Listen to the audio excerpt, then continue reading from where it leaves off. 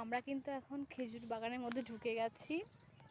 শীতের সময় আমরা যে খেজুরের রসটা খাই না বন্ধুরা, এইসব গাছ থেকেই খাই। দেখো চারপাশে কিন্তু খেজুর গাছ, আর এই যে নদী এই দিকটায়, খুবই সুন্দর লাগছে।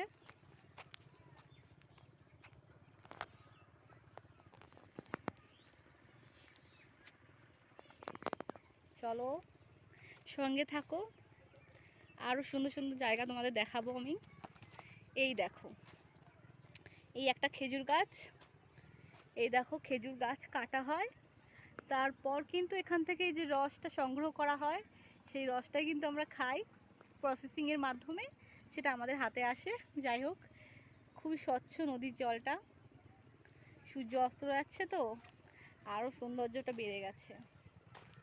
এই দেখো দুধার দিয়ে, বলছিলাম না তোমাদের, দুধার দিয়ে কিন্তু পুরো খেজুর গাছ আর খেজুর গাছ। খুবই সাবধান, নিচে কিন্তু পুকুর আছে, তাই এখান থেকে ধীরে ধীরে যেতে হবে।